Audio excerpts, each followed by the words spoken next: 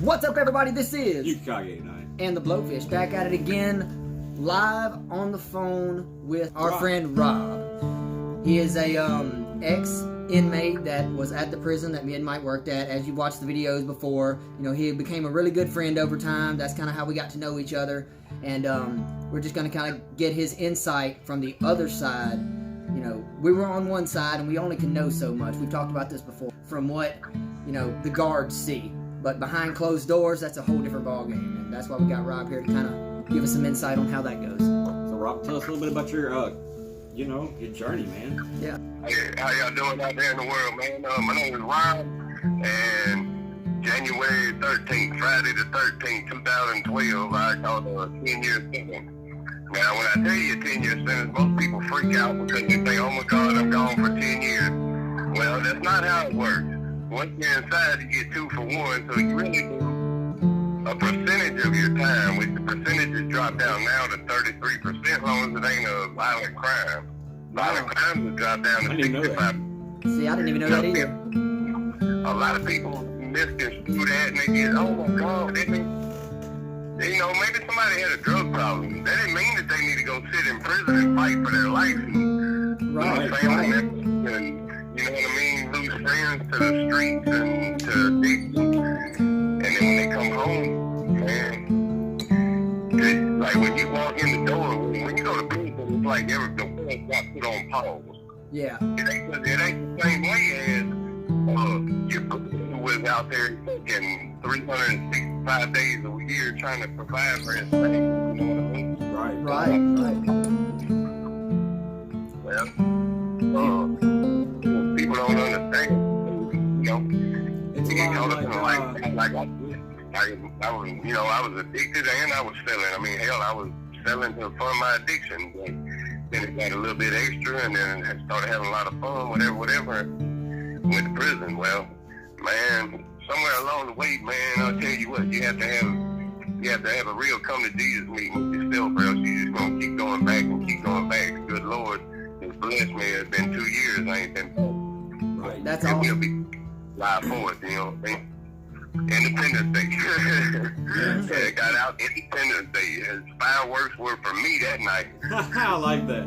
That's good. Yeah, that's very good.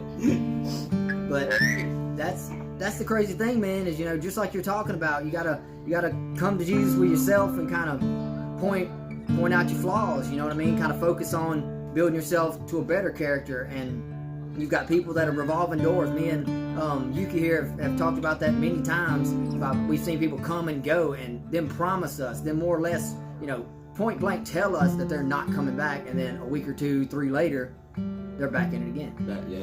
It's that bad. Man, look, you wouldn't believe the people that cry. I'm talking about legitimately grown men cry themselves to sleep. Now, I'm not saying there's anything wrong with that man. Might have lost his mama. Yeah, Right. It could be anything. You're right. Now, that might be the reason that man is crying to sleep, but in a 100-man dorm, you're not allowed to do that. You know what I mean? Shit, you got animals in there, boy, waiting for somebody who's doing that. Yeah, they look soft, waiting for them to look soft. Yeah, waiting for him to look soft. First thing they do is go try to take the man's bag. Now, they don't know if his daddy just died 4 hours before that. Right, Damn. right. So no matter the weakness, they still just prey on the weakness. I tell you what, they will bless you, son. They'll call the chaplain in there. He'll walk you out in a little foyer by yourself and tell you something. Sorry to tell you, your daddy died. In just that tone of voice. Not no fucking care, not no concern, not no, how you doing, man? Look, I'm sorry that your daddy passed. And, man, I've seen some wild stuff, man. I'm sure y'all have from y'all side, you know what I mean? Well, I mean, I couldn't, you know, thank God I've never been to prison, and I was on the side I was, but I couldn't imagine what you went through personally. No, not at and all. the people, you know, the stuff that people go through on a daily basis in there, because like you said, you know, It's they prey on the survival. weak, and it's Yeah. survival, yeah. It's completely Oh, different. yeah. Look, I tell you, man, look, dude, I've seen people come in there and just have, you know what I mean, just been beat up guys. Yeah. Maybe the man wanted to drink a little bit when he was on the way home to his job. Yeah. Well, he comes to third offense, beat up guy. Now he's in there with vultures and gorillas. He's in there with people that are, you know what I mean? doing anything, have done everything. Everything, yeah. Yeah, man, this man might have been going to work every day, coming home like it was, you know, living the fast life because he could drink a beer on the weekend. He ran out of cigarettes and ran to the store. Yeah. Well, now he's crazy. Right. Well, I've seen people, I don't really, like we've talked about before, I don't really go into detail when I was working there per se to talk about people's charges and things like that. It's like a sign of respect, you know. It's like an unspoken law there, you know. It's just like, but don't talk about it. I've seen people that come through there and they were just on, they hadn't paid their child support, or they were behind on child support or something like that. Just some off the wall bullshit. Yeah. And now they're in there and have to fight for their life, just like you said, and that's insane. It really is, man, and the dogs really don't know, because, there's a code. You don't rat. I mean, it don't matter how cool me and you are. Snitches get stitches. That's exactly right. But you go into doing something like that, we did get pretty tight and all that, but you knew where I had to stand as a correctional officer. I was there for 12 hours. I was there to get my hours, do my little job, and roll out. Yeah. Let me get this little minimum wage and let me go on about my business. That's all it was. There's guys in there that are gung-ho for that. They spend every Friday paycheck, they buy them something new for the Batman utility belt. Damn right. That's it. They play that Super Cop card. Fuck and that. We've talked about, fuck that. But we've talked about that before, man, there's some people in there and that really are. They have that mentality where it's like, all they're they get a worried little about. bit of power, dude, they just become bloodthirsty. And there's so many different reasons, like it said. Some people don't have authority at the house. Some people got beat up in high school and now they got a little bit of Can't cope authority. with it, and they run with it. Right. And it might have just been a situation like yours. You wanted to be close to a family member. You know what I mean? Right, for real, yeah. I mean, hey, look, it's like this. You was in there, huh? As an offender, as a criminal, as a whatever you want to call us. Right. The state of Louisiana, I tell you what they call us, 418729. They're a number. That's true. As a matter of fact, there's so many DOC numbers that the first 4 digits is 0000. People hit for a crime don't get criminal charges. Wow. Oh, that's wild, Yeah. man. If you've been doing time long enough, person tells you the DOC number, I can tell you what year they got their charge. Right. No But joke. ins and outs. But like y'all don't. There's stuff that y'all don't know. I'm sitting there reading. You know what I mean? I'm sitting there reading a book one day. 4 pops in, 4 rollback, which means new inmates come into the dorm. Yep. Right. I'm trying to talk because I don't know if everybody out there knows what I'm saying, so I try to Well, feel free to explain. No, you're more welcome. Feel free to explain kind of, because like you said, we don't know everything. There's we're certain, learning right now too, just like everybody else. there's certain terms that was used inside that dorm that we'll never know about because we're on the outside. You know what I mean? So You're not 24/7 in there. You're not living in there. feel free to explain. like 12. You know what I mean? Yeah, just like that. 12 is police. Yes, they coming in. Fuck with Yeah. Put the stuff up in here. That's it. And we talked about this before also. There's certain stuff that guards, and all guards do this. We're not knocking out one to get over the other, but all guards do this. There was a bunch of stuff that they got. Well, the bunch of stuff they got to do, like they got to take the drugs that they find them, cell phones, stuff like that. But like tattoo guns, I never ever took them. I was like, if you're out in the open with it, I'm gonna have to take it because it's on camera. Yeah. But if it's out of sight, out of mind, I ain't tripping on It's a minor infraction anyway. Like they don't even care that she gets thrown out in the DV board. Well, hold on there. I don't know if your memory is well as mine. I can't remember you watching part of mine. it. Okay. I did. But I was enthralled with the artistry that you can have in prison. You're making a tattoo gun. And that is true. Most of the best tattoos I've ever met come from for sure. which should not be named. Well, I mean, it's one of those. How about this? How about the fact that my leg piece was done by a man that cannot draw? No shit. Cannot draw that can tattoo his ass off. Right. Damn, that's wild, man. That's skills though, Fucking- talent. He is an animal with a tattoo gun, but cannot draw to save his life. He has to have somebody else come over and finish it if anything gets wiped off. Right. Okay. At the same time, it also took 8 hours for a squeeze on the front of my shin bone. Right, but I mean, you having to do it in, you know, you can't just sit in one sitting and do it. You gotta hide the gun, break put it in everything. segments. Right. Every 15 minutes, y'all coming in for something. That's true. That's For true some though. bullshit most of the time. But I mean, it's about every 45 minutes. So all that stuff, they left him in the door for 4 hours. Wow, how did 4 hours? Right. Man, you can't even get 4 hours when you're sleeping. Right. That's true. That's true. Well, That's the worst part is like once you're out, then you have to deal with the outside world. Well, like I said, it was put on pause for you, and it was a big thing change whenever you were gone. oh, for Yeah, sure. That's true. Your baby mama, your baby mama had to support them kids and feed them kids while you was in there fighting for your life and figuring out what you was gonna do today, because you didn't worry about yesterday and tomorrow. Ain't nothing you can do. You're gonna dose it out and say, You gotta survive today. Yeah, you gotta survive today. You can't worry about tomorrow. In there, it's just one day at a time. And I've watched people that sit there and count day, like have a calendar more or less, and count day by day, and just make their jokes so much longer and so much more miserable. Hey man, look, I don't know if we can cuss, but they gonna get the fuck away from me with that calendar. Oh yeah, oh Oh yeah. yeah, no, free. You feel free to cuss. This is already gonna have an advisory at the end of it. They gotta get the fuck away from me with that camera. I cannot be counting days or time. I don't know the date. I don't want to know nothing. Just let me do my time, and then one day they're gonna tell me, come sign this paper. You finna get out. That's true. Yeah. That's true, and that's, to me, that helps your mental stability. You know. Helps you be able to deal with it. Well, see, that's like a place that we ain't gonna name no names, but the facility that you worked at, that I met you at, Yep. how very, very, man is very so much against the law, it's pitiful that you put DOC inmates and Paris inmates. Right. Yes. Right. It's very much against the law.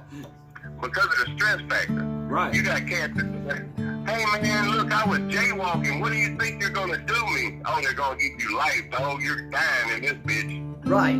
Right. If you want to stress, I'm gonna help you. I'm gonna stress you the fuck out. Right. Like, man, all I want to do is play cards, get tattoos, talk on the cell phone, and smoke. That's it. But I know there's so much stuff that comes through God, yeah. that jail or that prison, and not just that one, but all DOC camps are. Yeah, all, we've talked about this numerous times. In 2014, I got to a work release. yeah. All right, Okay. very good work release. It was the old DOC camp turned into work release. At that work release, when we got off, we worked 6 days a week, 7. So when we left, we had a little bit of money. Right. Now, I'm Right. not saying we did. They did because they took 68%. 68%. Hold on one second before you finish this story. I've got to really break down on that. 68% of their check that they make on work release that is supposed to be helping them get work so they can get money to grow and be able to survive when they do get out eventually. But they take it out of the money before taxes. So therefore, you're paying, if you pay $150 in taxes, you're still getting taxed part of that too. Oh my God, that's ridiculous. That is insane. See, I had no idea that they took it before the taxes. I didn't even know until we talked to you the other day off camera that, you know, it was that high that it's took out of work release check. Yeah, that they took over almost 3/4 of it before Like, taxes. I had 2 kids and I have joint custody now and I don't no longer pay child support, but I did have to pay child support. Man, they only still took like maybe 45% of my check. I still had some, you know what I'm saying? Right, Like, right. You still could live. But see, what they think is, oh, well, you're locked up, you're a criminal, you don't need no money. Right. They feed you 3 times a day. Right. Yeah, Right. they do. because you're You do. forgotten about. If you stop any work release and leaving out of a facility or a camp or whatever you want to call it, and tell him, let me see your lunch. Do you know what a grown man has for lunch? He has 1 piece of turkey bologna, which it can't be real bologna because the Muslim. Right. He has turkey bologna, a peanut butter and jelly sandwich if he's at a good camp. If not, he gets 1 bologna sandwich and 1 bag of chips. Now, you're going to go out there and you're going to work 12, 14, 16, 18 hours a day with one sandwich and one bag of chips. When I was working on transportation and I was taking the guys back and forth to work release, you know, we sent them with, like you said, God forbid it was Trip sandwich. Yeah, a trip sandwich, more or less, and a bag of chips. And they would get out there, and these guys are working 8 to 12 hours a day. Oh, yeah, getting it. I'm not talking about flipping burgers at McDonald's. You know, in 4 years, in 2 years, I got 4 raises because I went from 18 to 19, 19 to 20, 20 to $21 an hour. That's awesome. Yeah. But still. But, 68%. Now, hold on. There's a downside to that because I can guarantee you on my 3rd raise, I cussed my superintendent out because I told him how bad he fucked over me. Because once you get into a higher tax bracket, guess who gets more money? Not Rob, not the inmate. It's the facility. They get another 68% out of a higher tax bracket. So therefore, now they're knocking you down for 180 instead of 150. It don't sound like much, but whenever all you're able to buy is ramen noodles and cigarettes to survive on, that extra $30 comes in real handy. For sure. On the store, that ain't no joke. Yeah. That ain't no joke. You could. Yeah, I mean, I can show them printouts of what the sauce that was at the canteen in prison. But also, you got to figure, you have to get to a certain amount before you can help your family. So if I'm a man who's got a wife and 2 kids, we'll use that as our standard, a wife and 2 kids. Okay. This man has to get up to $2,000 in his account at some camp before he can send money to his wife. Yeah. And it takes a while at 68% of your original check being taken. I tell you what, Jack does it. Yeah. I've been to 5 different work releases and 7 different camps. Okay. I've been around. I've done a good little bit of traveling in my time. Okay, I've done 7 years. Well, that's one of the best reasons that we got you on here is because we know that's experience, man. I That's mean, why we wanted to talk to you. As fucked up as it is, you know, you're experienced on that side, and we're not. I gotta tell you what, man. But I will give them this. During that time, give me a lot of respect that I did not have before. Not in like respect for like me personally, Rob walking through the door. I've got that. I ain't worried about that. I'm talking about like, my respect towards like you guys or the woman working in the key. Learn how to actually socialize with people without being just a total asshole. Right. Well, you can't go into, you know. Well, respect is given, and you can't just take it. And that's something we've talked about a bunch of times. Yeah, you can't go in there and just start bumping chests, you know, Just trying to act an asshole. That's not how you get respect. Whether You can if you want. yeah, but like that's not how you get respected. No. it ain't gonna work out for you. Hell right? no, it ain't gonna work out for you. Well, let's see how that works out for you, because somebody's in there is a little bit bigger and a little bit That's a tougher. fact. There's always somebody bigger, bro. Always. That's a fact. When when we were up there at the time, or when I was up there at the time, was you in G or I dorm when we met? I started out in G dorm, and then that's the craziest part. G is in gorilla dorm, because when I come into that facility, the day we got there, the radios don't work, but so far away from the camp. Right. When we got into service, they were having a 15-man G fight in the chow. Now these people are in there eating, and these people are getting jugged up alongside of them. Hey. But they don't do that. But see, here's the thing. Now, I might not even be involved in it. I might sit at the table at the very end, and these people jugging each other up at the other end of the cafeteria. Damn. The rule is, if it ain't happening to you, don't worry about it. Ain't Right, I'm it ain't not your worried business. this man is killed 20 foot from me. Damn, that's wild, dude. I had a buddy of mine that explained it to me because he was there, and he was basically saying it would look like a sea of people, and it was just blood and just chains just going everywhere. Oh, yeah, because, I mean, you figure, man, you're in a dorm of what was it, 60, 69 people in that dorm? Right. 72? So you're talking about 72 personalities, 72 different personalities and different attitudes. Some And, people ain't going to get along. Well, most of the time. People wake up with a different attitude every day. Right. Today it might be, oh my God, it's Monday. Tomorrow it might be, yeah, it's Friday. Yeah. Right. Well, you know. But you don't ever get that, hey, it's Friday type feeling in prison. It's always Monday. Every day is a Monday. Sunday. Your worst Monday. Dude, yeah. Tuesday is a Monday. Wednesday is a Monday. Thursday, Friday, and Saturday are all Mondays. Yeah. That's true, bro. Well, we were talking about, at that camp, like you were saying, 70 plus people, and that's just the ones that's going to chow. Now, there's 100 to 103 or 4 people in a dorm, depending on the size, and you've got people that go to chow, and that's, God forbid, stuff gets passed along, whether it be to another dorm, whether it be to the dorm you're in, or whatever. We know that happens. Yeah, you know it happens. We've talked about, passing stuff in church. We've talked about all kinds of different stuff from our side, and I know you learn, you have to, when you're on the inside, you have to become slick. Whether you're a guard or whether you're an inmate, you have to become smooth. Yeah, you have to. And it's always like a pizzazz, Yeah. I mean, like, you pick up on stuff that you don't even know is sleep. You'll come home and people will be like, man, what the hell? Yeah. Right, yeah, like that blew my mind. I mean, like, rolling buglers, I've been fortunate enough that there's still some smoking camps as long as it's not DOC.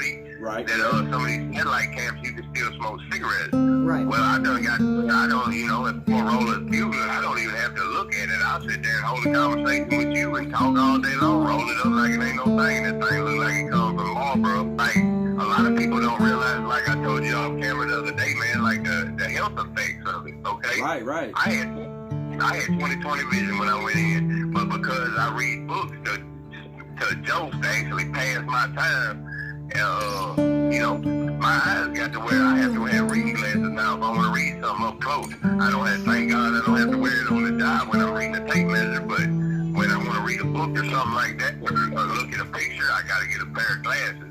And I ain't even 40 years old yet because of that, all that artificial lighting inside. It's all that artificial lighting, bro. I mean, you never see actual daylight, and people need something. We've only got one side of the, of the prison system or the correction system, but I've seen personally up there where we worked at, where they wouldn't take them outside. They wouldn't get yard time for weeks on end.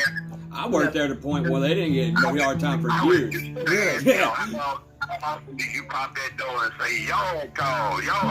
Not that often. Not that often. When I went to I dorm and they popped that door open, people just look and be like, yeah, right. Like, because when do they want to let you outside? When it's 20 degrees. Right. Shit. Right. You're freezing. Come through with a DOC shakedown at 26 degrees, and then let's talk about the humility of it. Right. You're in a 110-man dorm. You're asleep. It's 6 o'clock in the morning. You're dreaming about being home, playing with your dog or playing with your old lady, however you want. All of a sudden, that door pops, and they holler, shake down, everybody stand up. You got to get to the foot of your bed, sit at the foot of your bed and face to the left. Everybody in the dorm does it. Yeah. They might have 15 people going to stand up and get butt naked right on side each other. Yep. They're going to reach up there. They're going to lift their nuts. They're going to spread their ass cheeks. So, man, but you're still a human being, they tell you. But I guarantee you there's somebody out there and they're wondering why they look at your booty hole. And I'll tell you, you know what they're looking for? They're looking for it to be red or something like that. Prison wallet. Yeah. No, sir. They're looking for that prison purse to have any kind of lubricant. It's amazing what ingenuity, like necessity is the mother of invention. They tell you that all through history. Right. Yes. And it is true. Like I said, I sat there for 8 hours getting tattooed on my shin bone. And not only did I get tattooed, I didn't get tattooed with a whirl gun. I got tattooed with a click out of a big pen, a CD player, and the fire that we started out of Vaseline and Orajel or anything like that. That's another thing that blew my mind while I was in there. Is how good the tattoos would look. That with the equipment they had at hand. Mine was in this how they create fire out of nothing. Yeah, like I've sat in there and watched them build a fire. I didn't know this at the time, that graphite from a pencil, you stick it in the microwave, boom, combustion. I didn't know that. Yeah. It blows my mind how creative that some people in there. But I guess if you there are got a lot time, of individuals that nothing else to do. Yeah, you got nothing else to do, man. And that creative mind just goes to waste. Mm-hmm. And that's what I talk about a lot. That's the worst part about prison, though, is you actually sit there and you see great talent. I'm talking about not mediocre, not okay, He's Artist. pretty good. My great artist, like real artist, throwing away, sitting in there 40 years because he got out there, he got on some drugs, and he robbed somebody. You know what I mean? Right. Dwight I'm thought not his saying mind wasn't it's insane. justified just because he's a good artist by no means, but I'm also saying maybe prison ain't the place that you need to stick people with addiction. For sure. No. For sure. Because I mean, in all aspects, When you get rid of one habit, you just replace it with another. and depending on the camp, it's easy. There's a lot of places that it's easy to get drugs in and out. Yeah. Oh, man, look, I would tell you the truth. I got a 10-year sentence with Elijah. I told you it's going to be 2 for 1, so instead of 10 years, I did 55 months. Okay. The first I got to had more drugs in my hometown. Everybody listening probably was thinking, oh, this bitch is just a drug head. No, I'm 2 years sober, December the 5th. Right. Right. So, And I'm proud as hell Yeah. of you about that, That man. For really real. is. You know. but that was a personal decision. It took me a long time, and everybody grows up at a different rate. Right. But I digress, and we go back to the prison. Yeah, don't fuck with the phone. Yeah, that's for Yeah, real. That's the only real contact shit, yeah. home. That's Oh, crazy. they sell some calling cards. Now imagine a $20 calling card. Everybody like, oh well, 20 minutes. Hey, you grab a calling card over at the Circle K, and you can call Mexico for 4 hours on $20. Right. Grab one inside of a camp and call one and see what you get. You get 3 15-minute calls. Wow. Now, imagine what I'm telling you, a 15-minute call. You ain't ever gonna pay attention to the timer on your phone, but the next time you're talking to your family, talk to your mama. Now, you might have talked to her yesterday. Talk to her today and run it. See how long 15 minutes takes whenever you're talking about your mama getting her grass watered or floor cut. Right. Well, anything like that. You Like know, I know. what if you got kids? Hey, look, man. You know. Man, what do you kids? You kids have a nightmare and they cry out for daddy and you ain't there because you're in there living a nightmare. Well, That's rough, you know, man. like you was saying earlier, you know, you go into jail and time gets paused for you. You know, world keeps going. Now, the next time you see your kids, whether it's on visit or whatever, next time you see your kids, they may be a year older, 2 years older. They've done got, you know, teeth, or they've done started walking or whatever, you know. And like I said, January 13, 2012, I went to prison. Well, my little boy was 3 and a half. He born July 11th. Okay. When I come home, December 23rd, 2015, when I come home, that was the first time I seen my son. Wow. Oh, that's rough, dude. Like I said, my little boy was 3 and a half. When I come home, he was 9. I came home November 23rd, 2015. I went back December 6th, 2016. Now, December 5th, y'all know anything about Louisiana prison system, Saints slamming it. 22nd judicial gives out the most time in any jurisdiction. Wow. And you can check these because, trust me, most of this stuff is facts. Look, per capita, America arrests more inmates than anybody else. Now, per capita again, Louisiana is the highest in incarceration rate. You're in some kind of form of either you're on probation, fixing to get on probation, on parole, fixing to get out, or you're facing charges. One of those 5 steps, at least one in every, I think it's 1 in every 4 people or 5 people are actually involved in the jurisdiction, or involved in the judicial system, I'm sorry. Wow. That's wild, dude. I had no idea about the statistics there, but we've talked about it a couple of times. Louisiana does, man. It has number 1 incarceration rate. And I've talked about it for years. It's like if corrections is like, you're supposed to come there and get corrected. It's not prison. You're to be corrected and given a trade or something like that. Or, But you're literally just forgotten. yeah, and you're forgotten about. You're through in the system with a number. You lost in the machine. Look, man, I'll tell you a very quick thing. Night I got out, I got out of, like I said, I released from work release. With releasing that work release, my daddy come pick me up. God rest his soul. He come pick me up. We shot home. Then that night, I slept in the bed with my son. Well, we had a family friend that I've known. Well, she's known my family longer than I've been alive. I felt that woman watching me. I go in the kitchen and told her, "What are you doing watching me while I'm sleeping?" bitch, I do you something. Right. But you get that mentality, you know what I mean? You learn, you sleep on your ease.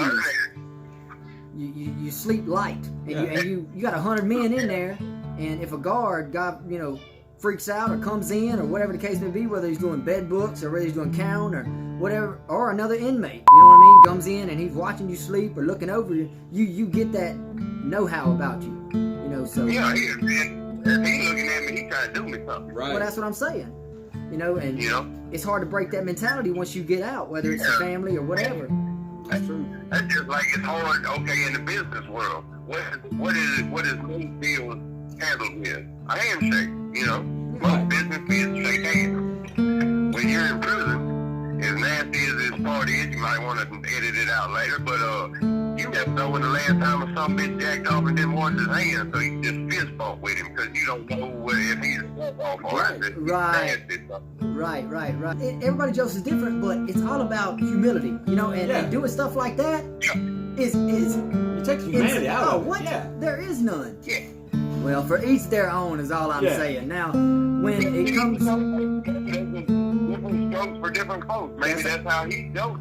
well, I can't tell you how to do your time, and you tell me how to do mine. The worst part about it is telling you I've been to camps where they're very, very disrespectful, where they do not put a tent. Oh. And I don't know if y'all people listening know what a tent is, and it's not the one you and your family go camping in. This tent involves taking the sheet and blanket. You get one sheet and one blanket. Now figure that out. You get one sheet, one blanket. How you gonna sleep? You gonna put the sheet under you, or you gonna sleep on this cold ass blue mat and put a sheet and a blanket over you and hope that it'll help you out? Or you gonna put both of them and then try to go buy another blanket that'll get took from you, but you'll buy that some bitch again. Because you're freezing to death in there because the AC mysteriously has no control on it. It is the only air conditioning in the state or the world that does not have a thermostat. It burns out. It is open blast 24/7. What's the old saying? It's hard to stop a train. There's no fucking air conditioning is anything but a train, son, because that bitch kicks on in 1972 and dies in 2040. It lasts forever. It runs forever. Forever. And the bitch don't run out of freon, it don't burn up. Once it burns up, oh Lord forbid that your air conditioning goes out. Right. Because I've been in a situation like that. Oh man, the walls are sweating. It's just Well, let me ask you this real quick, Rob. Look, you're mad at people for taking a bath. You're mad at a man for cleaning his ass. Right. Well, let me ask. He just heated that dorm up with that hot air water because that's another thing that only got one control on is the hot water. Yep. And it just turns on and it comes from the bowels of hell and it washes over your body real nice. Well, Rob, dude, I appreciate you being on here. You probably thought about this a lot, wanting to get it kind of out there for people to hear. But, oh, man, I got a whole series we could do. Awesome. Good. I heard that, brother. Then look out, folks. We may have a show. We may have him back on again. Good luck with this. And like I said, sideshow free, BOH, what up, bitch? As it was happening. But anyway, Rob, we're glad to have you on. Appreciate you being on the show, and we'll have you back anytime. You just let us know a time, and we'll get another podcast rocking. So, like I said, let the people decide what they want to talk, what we need to talk about, because we can talk anything. I bet. But appreciate it, Rob. We're about to get off here, man. This has been You can call it anything. And the Blowfish. Y'all take it easy.